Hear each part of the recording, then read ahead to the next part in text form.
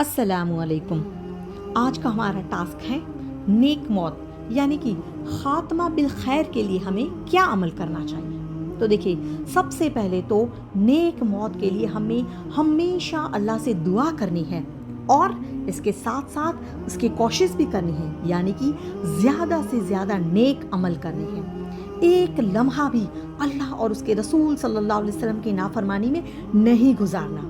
ہمیں اللہ کے حقوق جیسے کہ نماز، روزے، زکوٰۃ، حج، صدقہ و خیرات وغیرہ بھی کرنا ہے، اور اللہ کے بندوں کے حقوق جیسے کہ ماں باپ کے، رشتہ داروں کے، شوہر کے، اولاد کے، یتیموں کے، مسکینوں کے، یہاں تک کہ پڑوسیوں کے بھی حقوق ادا کرنے ہوں گے۔ جب ہم ساری زندگی تقوی والی گزاریں گے تبھی موت بھی نیک آئے گی، اچھا عمل کرتے ہوئے آئے گی۔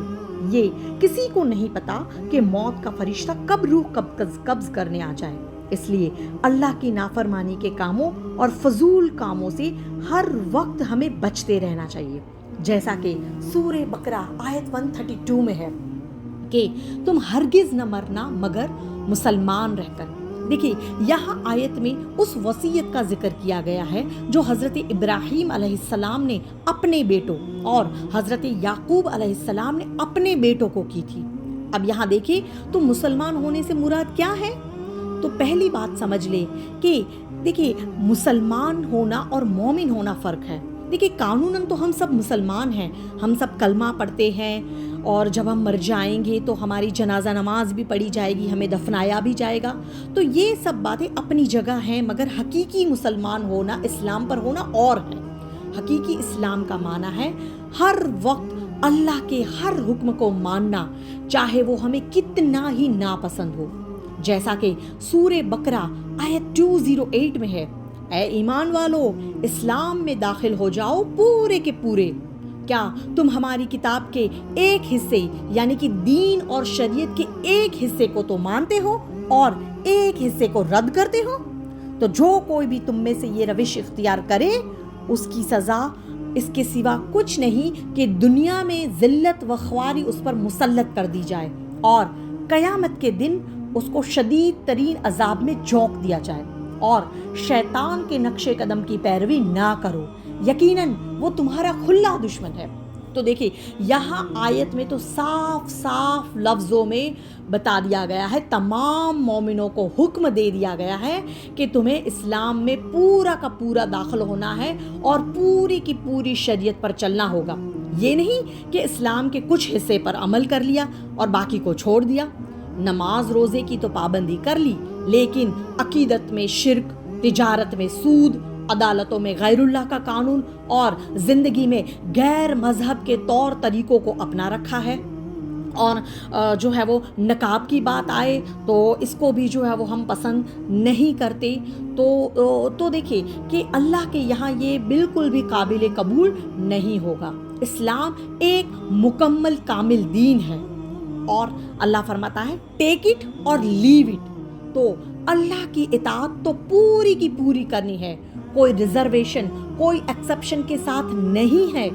یہ طرز عمل نہ ہو کہ اللہ کا یہ حکم تو ماننا ہے، لیکن یہ حکم تھوڑا سا مشکل لگ رہا ہے تو جی اس کو جو ہے وہ چھوڑ دیا۔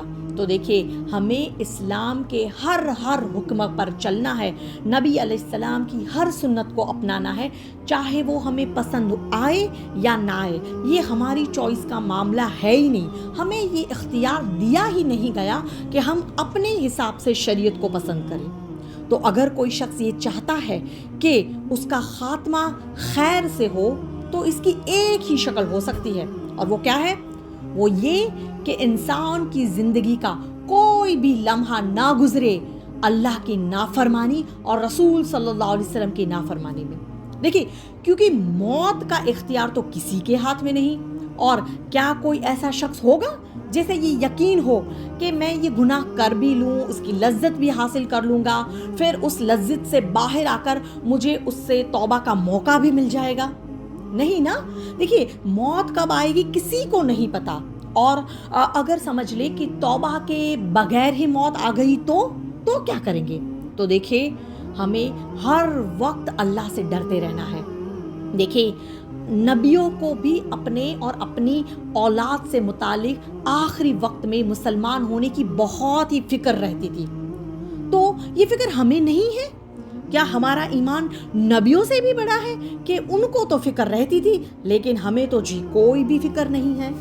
تو دیکھیں ہمیں بھی اتنا لاپرواہ نہیں بننا، ہر وقت اپنے ایمان کا جائزہ لیتا رہنا ہے اور اپنے ایمان کے ثابت قدم رہنے کے لیے ہر وقت اللہ سے دعا کرنی ہے. یا مقلب القلوب ثبت قلبی علی دینک، اے دلوں کے پھیرنے والے رب ہمارے دل کو بھی اپنے دین پر جمائے رکھنا. دیکھیے جب ہم پوری زندگی اسلام پر گزاریں گے تبھی ہمارا خاتمہ جو ہے وہ خیر کے ساتھ ہوگا.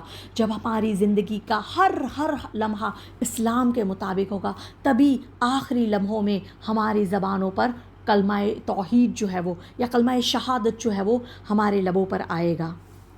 وما علینا الا البلاغ.